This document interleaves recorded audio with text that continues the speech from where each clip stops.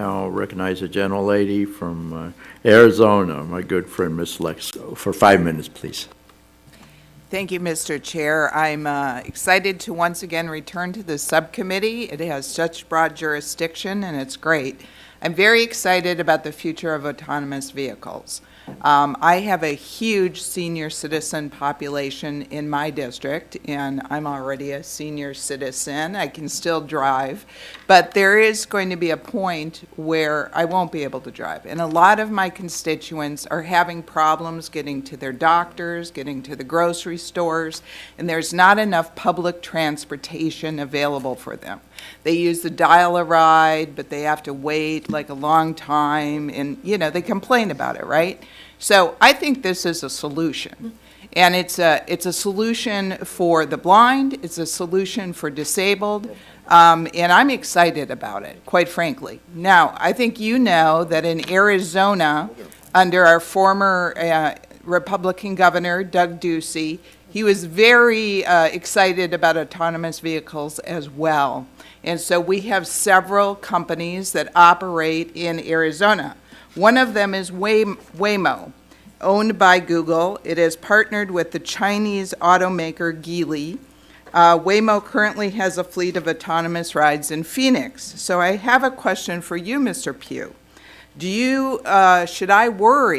Should we worry about the partnership with a Chinese automobile company with autonomous vehicles as far as will our data be secure, or will the Chinese Communist Party use it?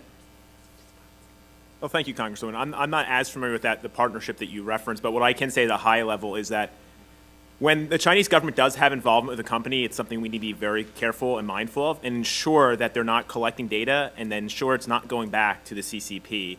And then we also need to ensure what we are collecting is safeguarded and secured. I think those two go hand in hand, and you can't have privacy without security and vice versa. So in that particular example, I think we need to make sure that the privacy and security is accounted for.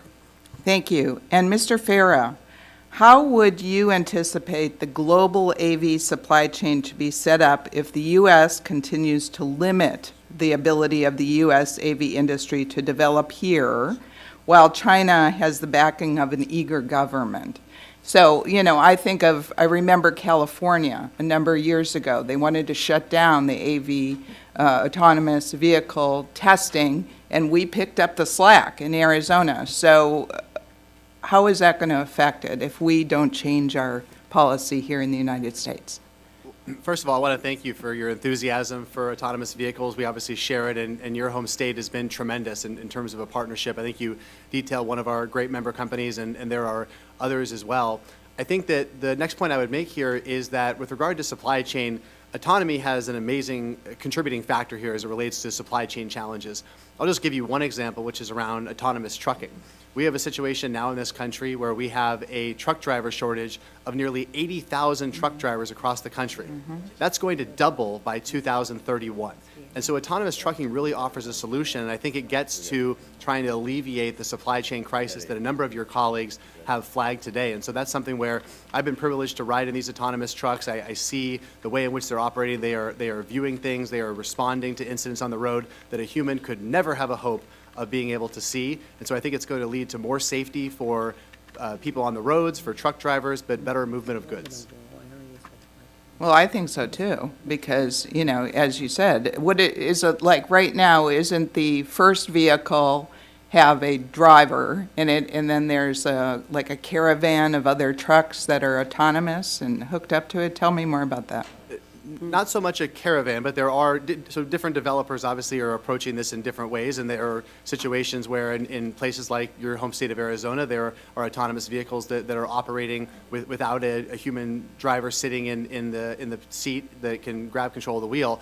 There are other trucking examples where there's development that's going on, and there is currently a driver that is there in case. I've ridden in these autonomous trucks myself, and they're entirely safe, and they're operating now. And so it's really a diversity of approaches, but we are very eager and pouring a lot of resources into trying to get these out on the market in greater numbers.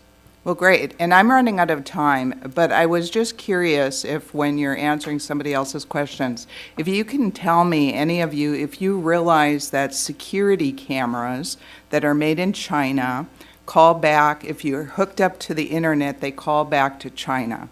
And so a lot of the security cameras we use on our homes are made in China.